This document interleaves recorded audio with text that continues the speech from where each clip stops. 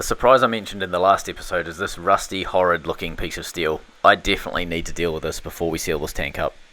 Welcome back to Brupeg, a community funded expedition boat getting ready to head down to Antarctica. Welcome aboard. Here she comes like the rays of the sun she shines. So, in the front of Brupeg here, we have a hatch. This goes down into our cofferdam and therefore into the fuel tanks. In order to finish the crash bulkhead, I need to inspect something inside one of the fuel tanks. The only way to get there is to open up this hatch in the floor, which takes us down to a cofferdam, which is a physical crawl space located between the water tanks and the fuel tanks in Brupeg. This is on the lower level, so underneath the galley and the cabins at the front end of the boat, we have our cofferdam. The cofferdam is a safety feature. If the fuel tanks leak, it can't physically get into the water tanks and vice versa. So this crawl space allows us to maintain that safe operation of the boat, as well as access both the fuel tanks at the front and the water tanks just behind me here. This is the starboard forward fuel tank in Brupeg. This is one of 4 fuel tanks currently and will be one of 8 when we head down to the ice.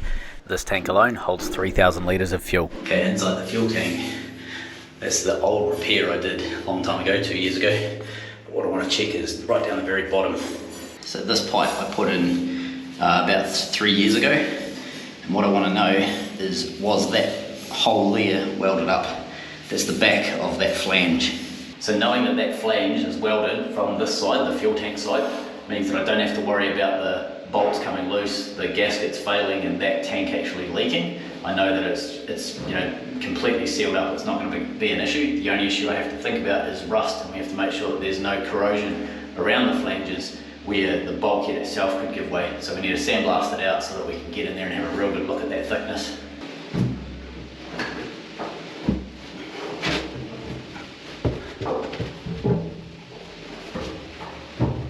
So the weather's really starting to come in again, so I need to get these stringers, or what's left of them, finished. There's not too many to do, but they're a bit fiddly to get them done because there's so many weird angles on them. But it's pretty cool that we've managed to confirm that this flange here isn't going to present any problems in the long term. What I was concerned about is I didn't want this to be the only thing that's stopping it from leaking, like as in the bolt tension, etc., because these don't really class as bolts anymore, they're more just rusty lumps. However, it's irrelevant. It's obviously leaked at some point in the past and they've pretty much just welded it up from the tank side. It's the easiest way to solve it. So I don't have to worry about it. It's theoretically now it's just a lump of metal that happens to be welded onto the back of this bulkhead. So what I want to do now is go through with the needle gun and just clean off any rust that I can. I'll probably get the hammer drill in there and give it a real good belt because the needle gun won't do much on this. And then any of this loose rust, you can see there's loose rust sort of just across there's a ridge. I want to try and clean as much of that away as possible because I do need to sandblast this, and I want to sort of sandblast the strip from here down basically. So you can sort of see up here we've got a little bit of sort of dimpling and corrosion. It's obviously been there for a long time because they've painted over top of it, so it's obviously something that they've known about and then resolved. However, I want to take it back to bare steel and do a better job of that repair. There's also some loose and flaky rust up in these sort of areas that it has to come off as well. So let's get into this bulkhead, we'll give this a good tidy up and then I'll finish off the last of the stringers. Belay that, I was going to do the needle gun and the hammer and the noise and the terror, but I'm not going to do that because Jess is right above here trying to edit the episode that's going out next. And me doing that is kind of like your teenage kid doing drum practice at 3 o'clock in the morning when you're really trying to sleep. So I get the last of the stringers organised. I may not necessarily weld all of them in because I still need to get the sandblaster and the needle gun and all that sort of stuff in here, so having some space by not having these in is probably a good thing. I could probably, actually, you know what I can do? I could weld in the ones at the top and leave the ones at the bottom out until I've got the sandblasting done, and then I'll get these bottom ones put in. So it turns out I'm going to patiently wait for a moment until this rain squall buggers off. Like I can weld in most things, but you know, when your gun is starting to get too slippery to hold from the volume of water pouring over it, it's kind of time to call off your MIG welding.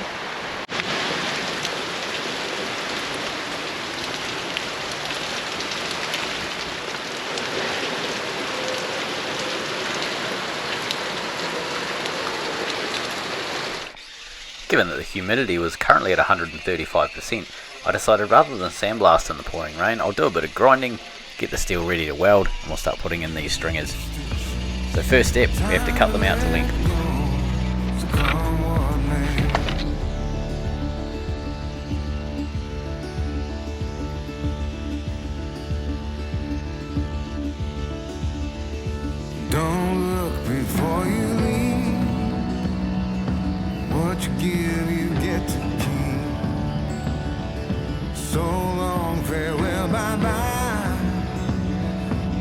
have a toast for those lost old eyes. And my crooked little heart that seems so rebellious is falling apart right now. I'm bleeding an easy kill. And then any edge that's going to be welded to something, whether it's stringers, ribs, bulkheads, skin, etc., it needs to have all of the rust and mill scale taken off so that it's an easy job when it comes time to weld. All bridges, all I know, I got lost along the way, fell between the fold, pulling stitches. This is what it looks like with no stringers in that back end. Huzzah! This is what it looks like with some stringers in that back end.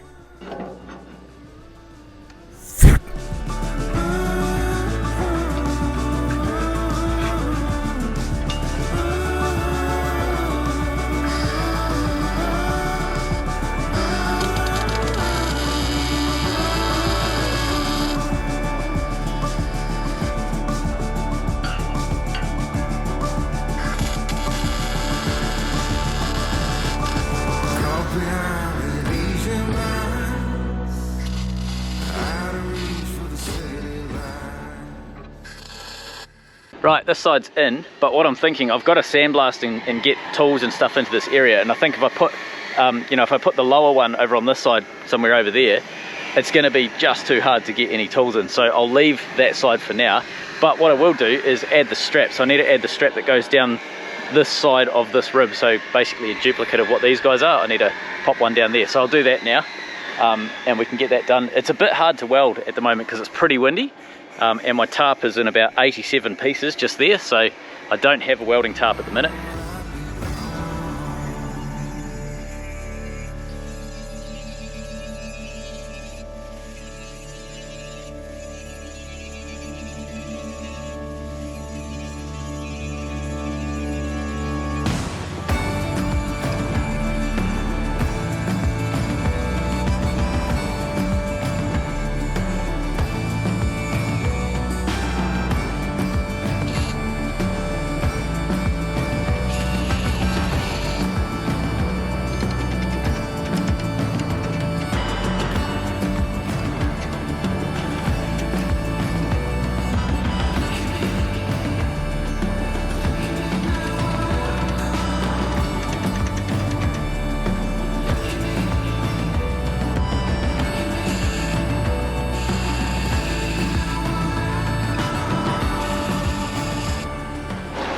Beauty of having a transparent hull is you can see that it's raining.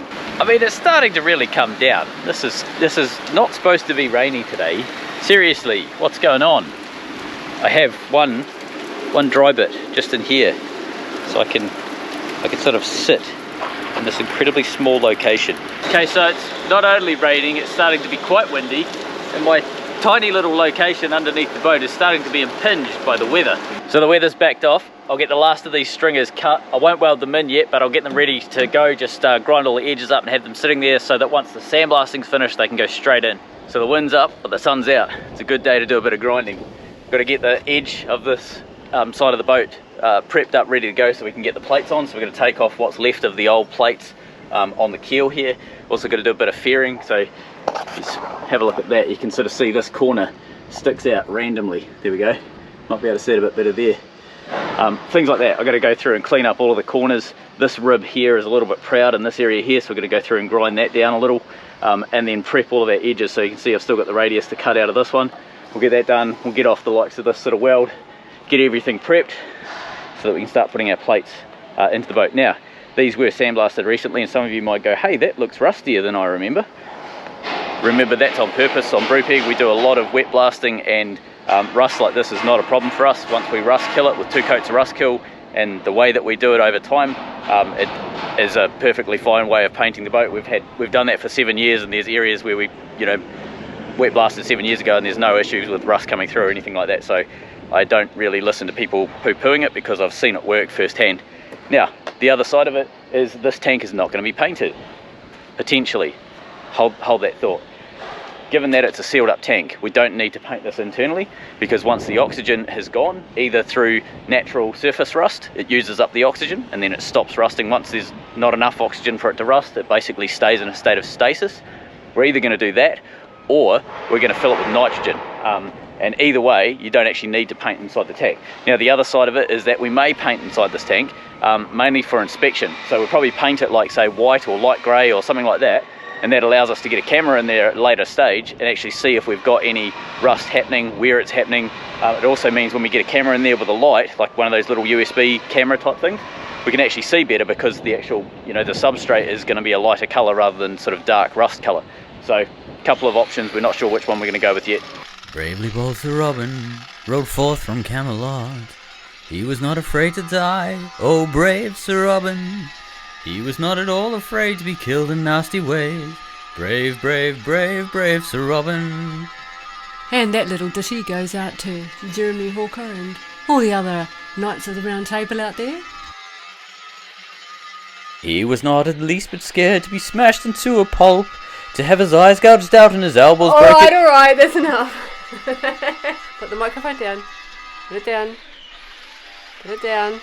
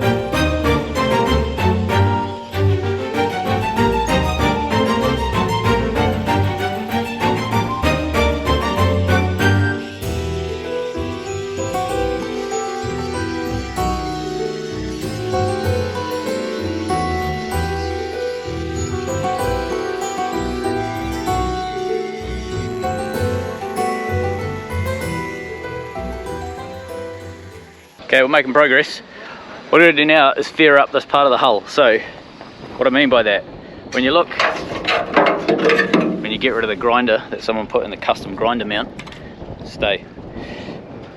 When you look along the hull, down there, these ones are all nice and sort of fair with the angle of the hull, but this one here, this rib, has a bit of a bulge in this area here that I need to grind back. So there's nothing really that stops me, shaving off some of this material. It's going to still have plenty, even if I take 10 mil off, it's still going to have plenty of thickness in that rib, but it's an easy way to just get this hull nice and trim, rather than try and get the shape when I'm doing the welding and everything. Just trim it off with the grinder and do it that way. That's also why I wasn't too fussed about the fact that this one's welded backwards a wee bit. You'll also notice that none of these have 45s on them, like the very first one that I did up here.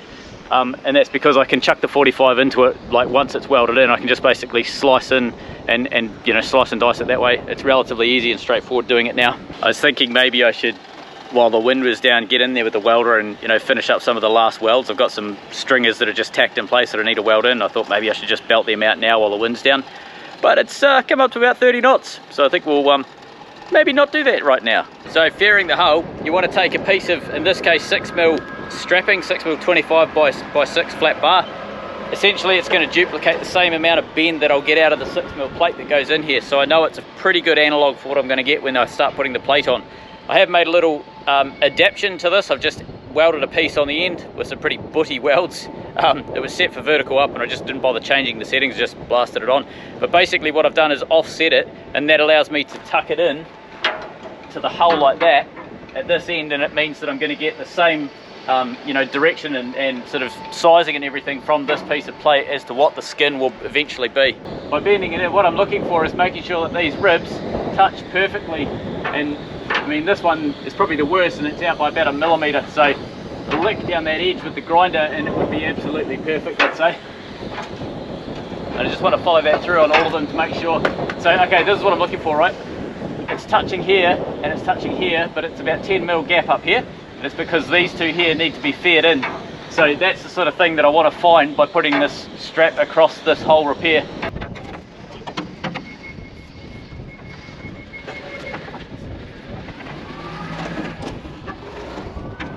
Righto, so this is what you're left with. I've just marked where the high spots are, but you can see here's a good example, right? I haven't taken anywhere near enough off this, and if you look over here, you can sort of see there's a bit of a lip.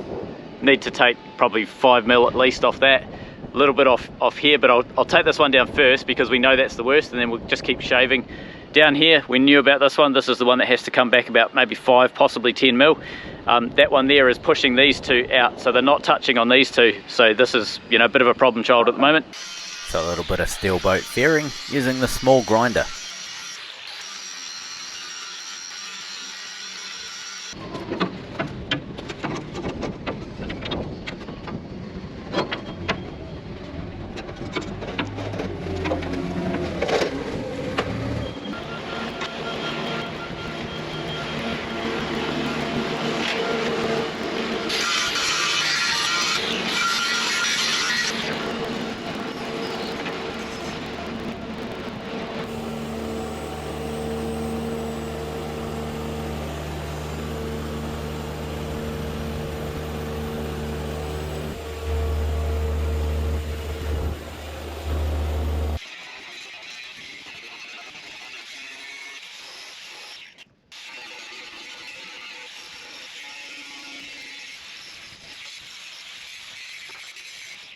Alright, perimeter is cleaned up. So essentially right the way around we've got nice clean steel showing.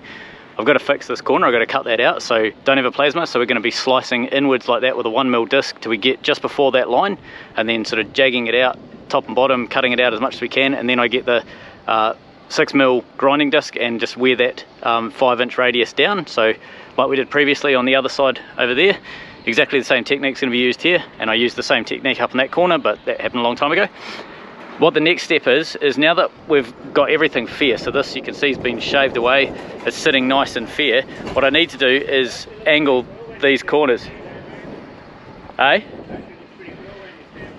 nice see-through bow with a ladder. Yeah. So what I need to do is actually come through and feather this edge. I'll show you what I'm talking about. Okay, here's a graphics table that I prepared earlier. So we've got the hull. This is imagine this is a solid piece of 6mm plate, and we've got our new plate that we want to weld in.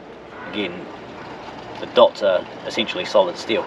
Now this area here is what matters. So rather than having, say, plates that just finish off with a square cut like that and you try and weld, you're not going to get a very good weld. You might get it sort of filling up like that if you're lucky, and then this one might come in and fill that backside up if you're lucky. It's very messy, it's not strong, and it's absolutely not the way that you join hull plates together. I'll just clear my whiteboard. Oh look, magic. What we need to do is put a bevel onto our plate. So this is plate 1. Plate 2 is basically exactly the same. These gaps are bigger than what we'll be using. So that's our plate.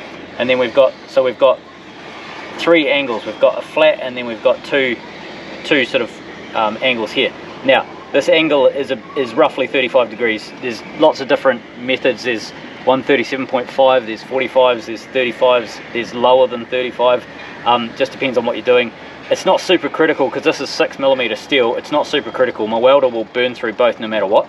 But what you do is you run a very small bead in here, and that's quite low voltage, low amps, because you're only working with about a 1mm gap. So this gap here, that flat there, is only 1 or 2 millimeters at most. It's not very thick. So you're essentially welding 1 or 2 millimeter steel and trying to just join the two together. Now this is not a weld that you're trying to achieve a lot of strength with. You're basically trying to just link the two plates together, and the reason being is you end up grinding most of this out. So then you jump on the inside and you get your grinder and you V out, so you end up with, clear my whiteboard again.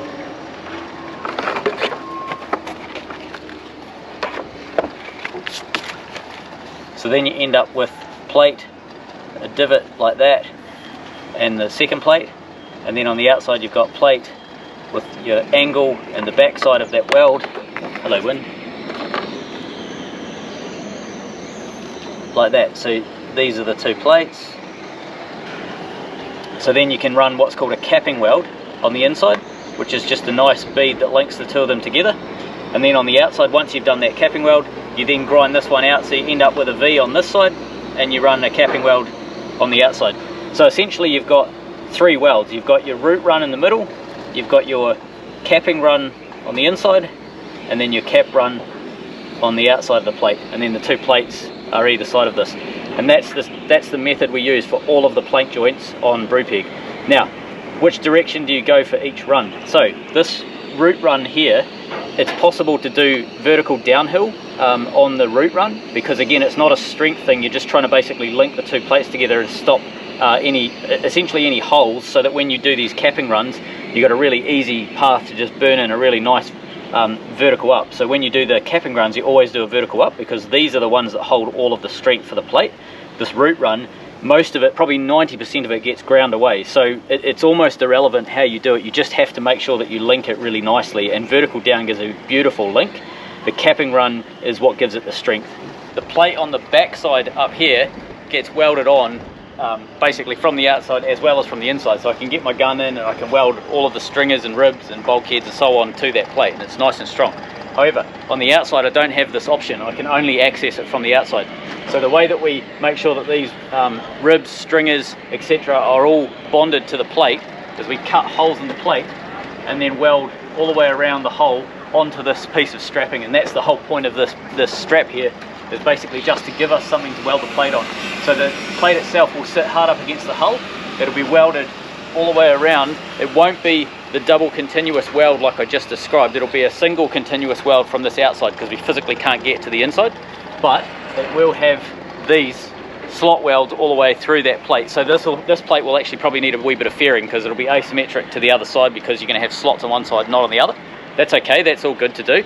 It's exactly the same technique that we used when the wings were built. So the outside skin, the 4mm plate that we used on the bottom of the wings, has slot welds all over it, and it's exactly the same thing. We put that on after. You can only access one side, and that's a perfect way to make sure it's tied to the structure below the skin. So there's a couple of jobs left to tackle. We've got to deal with this. We're going to radius that out properly. We're going to clean up this edge and get a nice angle on that, 37-degree angle on that edge.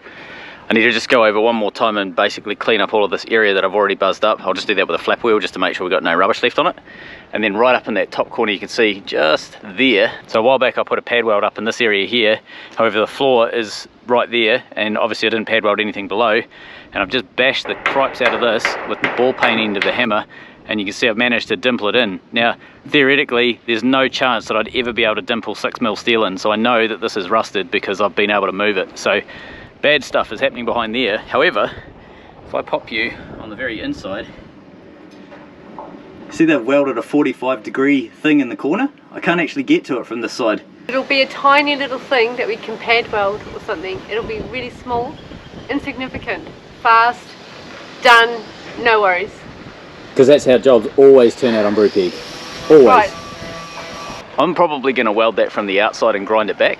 The reason being is I know it's rusted from the inside, but I'm going to put enough material on the outside that it won't be an issue, because once we've finished with this tank and sealed it up, the rust, even though there is rust on the inside, it physically won't be able to continue rusting, because there'll be no oxygen in this tank when we're finished.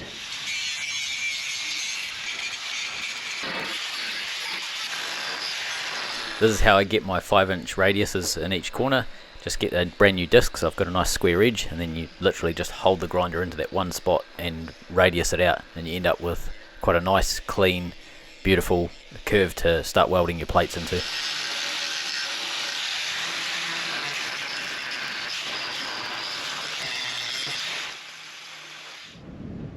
is what you're left with.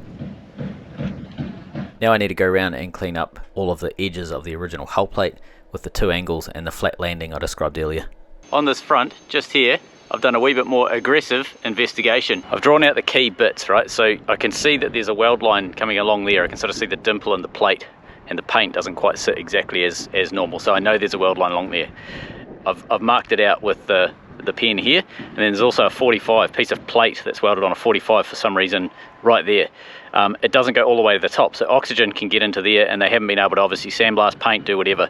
There's rust and crap behind there, and I know that because it's dimpled and I don't know, you probably won't see it in the camera looking along there, but we've got a low spot here, a low spot here, a big dimple outward there. So I know that there's problems behind there. Now, this is the deck in the anchor room, and I pad welded right up to here a long time ago. I did a big string of pad weld up there to basically correct some issues that were there when I sandblasted it out and then pad welded it in.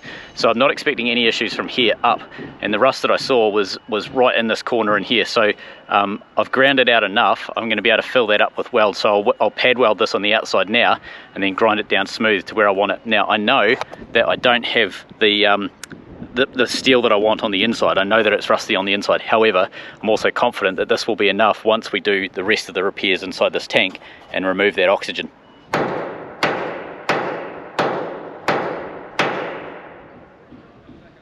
So I very delicately just moved that whole dimple that was coming out this way. I've moved the whole lot inwards with the wee hammer, and that's going to allow me essentially to pad weld this whole area and then grind it down smooth and know that I've actually filled up you know, a lot of that internal space with solid metal. So that'll be, I mean, as you saw, I was belting it with a hammer and it was hardly moving, so I know I have a reasonable amount of strength, and once I put pad welding over the top and give it a clean up, it's going to be plenty strong.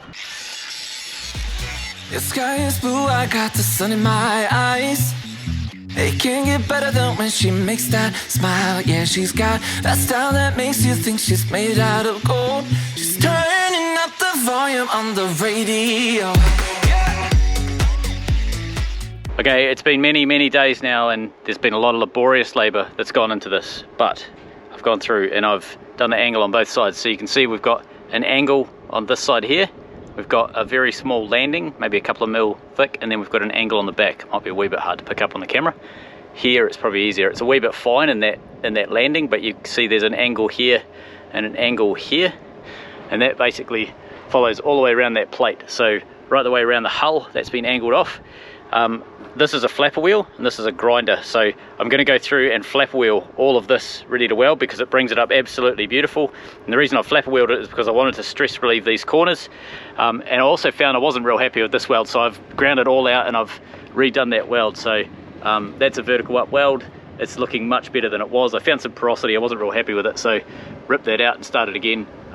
Better to be safe than sorry. Okay, it's time to now start doing the templates for that side. So I've got some strapping down the bottom there, some 25 by 3mm flat bar, just some thin, easy to bend stuff, same stuff that we used to get the shape for the rib. We're going to be using that to make our templates, just like on the big blue trawler over the back. We're going to be using that exact same technique. Wee Brupeg in the distance is next door to this lovely big trawler. They're doing some hull repairs on this one, and what I wanted to show you is how they do the templating. So you've got the hull radius, the corner radius that they've put into the hull. They make that just with a piece of 6mm plate, just a bit of scrap, and then they use a lot of 25 by 3 flat bar. So they do the edges, all 4 edges along wherever they need to go. They do a crisscross to hold it nice and steady, and this is all tacked together, and you can see everywhere that there's a bulkhead, they'll put a piece of 25 by 3 to essentially tell them exactly where they have to make sure they get the dimension from this edge here to that edge there. Perfect. So that's sort of a simple way that the pros use when they're trying to template up a hull. You can do it with cardboard, MDF, plywood, anything like that. It's just easier with steel because you can tack it to the hull and therefore it sort of holds itself wherever you need to go. You can also put in the bend, tack in a new piece as a brace, and it holds that bend in for you. So it actually kind of ends up faster than trying to do it with, like, say, ply or MDF cardboard, something like that.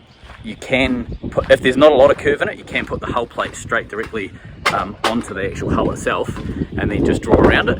That's possible when there's not a lot of curve. However, there's a fair chunk of curve up at the front end of Brupeg, and that's why we're going to use the same technique they used on the Blue Bow to do our hull plates. Confession time, I've never actually templated the hull on Brupeg ever using that technique of the 25 bar and the corners. However, it's because previously every panel that I've done quite a few panels on the boat, and every panel has either been replacing the original back in, as in with the fuel and water tanks and the freezer room, or putting a new plate in down the back in the engine room. It's always been quite flat, so I haven't needed to necessarily, in fact, putting a big panel on the freezer room on the other side, again, that was quite flat. I've always just hoiked the metal up and then marked the actual metal that I'm putting in, mark that as the template. Because this is new steel, because I've got nothing really, the old steel's chopped up and rubbish, and there's quite a bit of curve in it, I'm going to use this technique because I think it's going to be better than trying to do it any other way. I'm gonna make it worth your while. I'm gonna make it worth your time.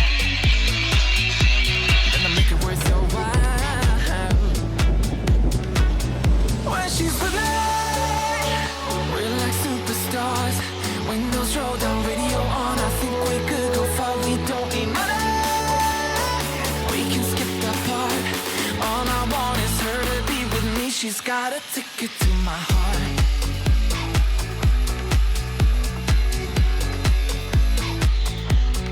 Ticket to my heart.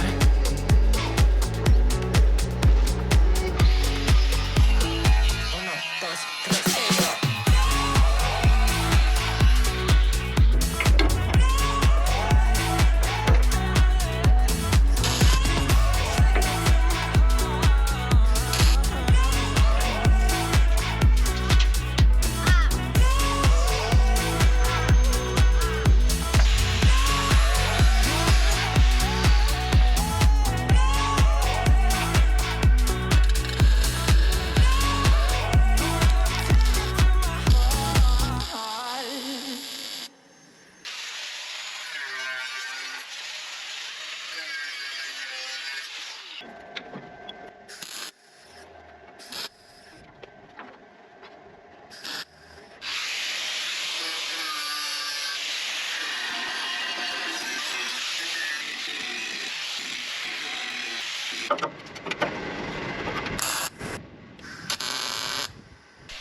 With all of the straight pieces done, it was now time to try and figure out the curved part that goes around the keel.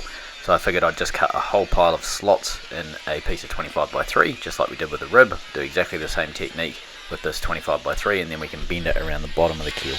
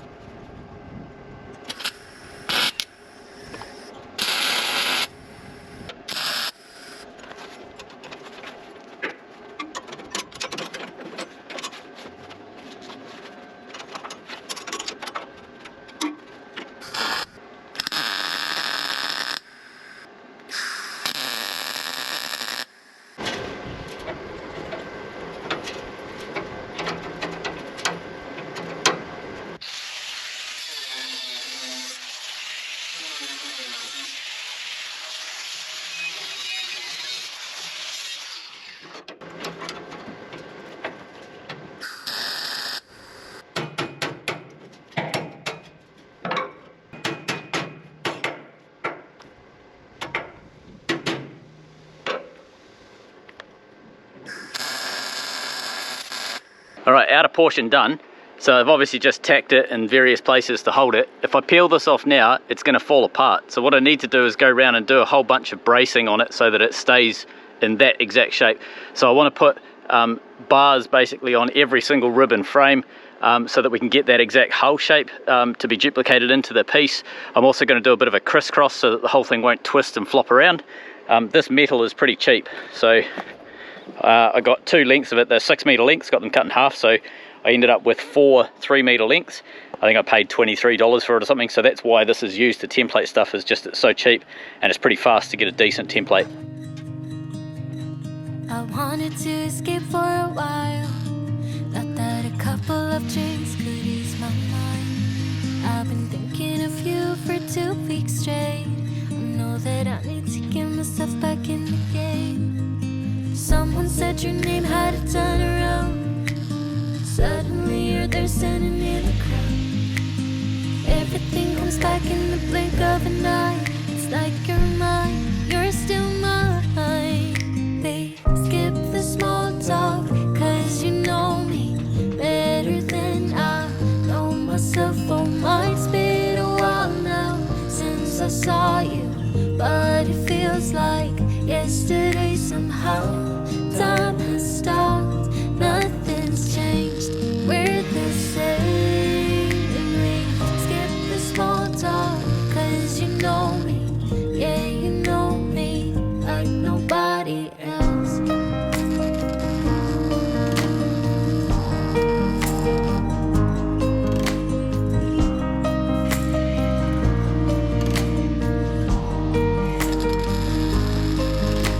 I wanted to escape for a while,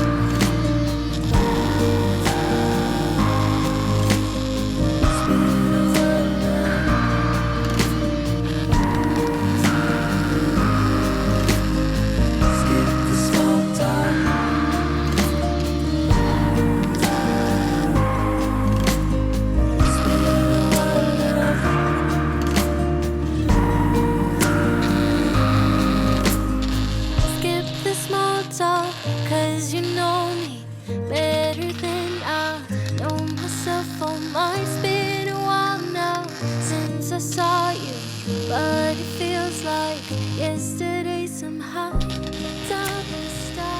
Good. Basically notched all the way along this one here so we can get this sideways curvy funny shape that we need to get. I've gone through and just basically welded up every frame so all of the edges have that's a bit wobbly, we need to deal with that, but basically we've got an exact shape including all of our radiuses, 2 radiuses there, and then the exact corner where the corners have to go. We've got a nice gap all the way up there that we can duplicate into the plate, and then where the frames, ribs, bulkheads, etc., where they all are is easily to replicate, not that it really matters. And then I've got lots of crisscross, just some old, basically all of the offcuts I've just chucked as crisscrosses over it to make sure that it's as rigid as I can get it so that we're not going to lose that shape. Before I pack up tonight, I'm just going to go through and basically tack all of the tops of these notches so that I'm not going to lose this no matter what. That curve will stay the same. And then in the morning, ready to just cut all of the tacks that I've put on the edge, unpick the whole thing, and then we can transfer it across onto plate number 1.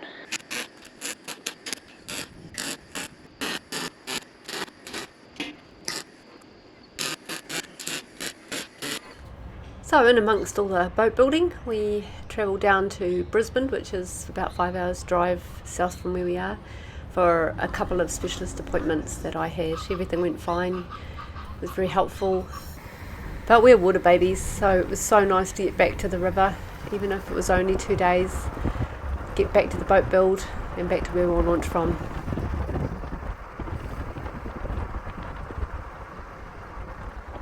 For all those who are interested, a bit of an update about Snoop's health. If you look carefully, you can see a little hop walk that he's doing. You can see he's really stiff here in the back legs. Here's that hop again. It's an indication of hip dysplasia.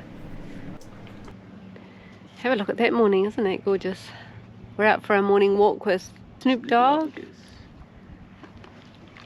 or affectionately known as Gummy Bear now.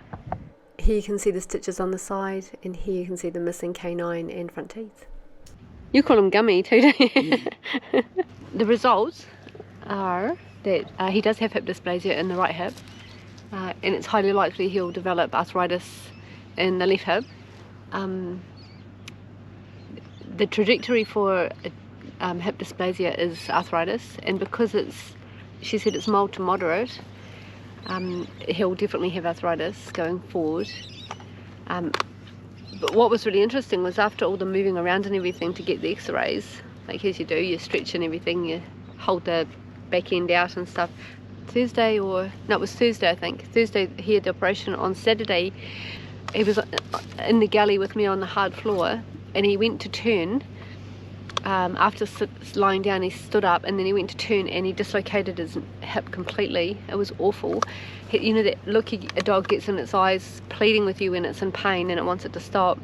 And it went sideways, and I moved towards him to try and pick him up to stop him putting weight on it, because that's what I do when I dislocate.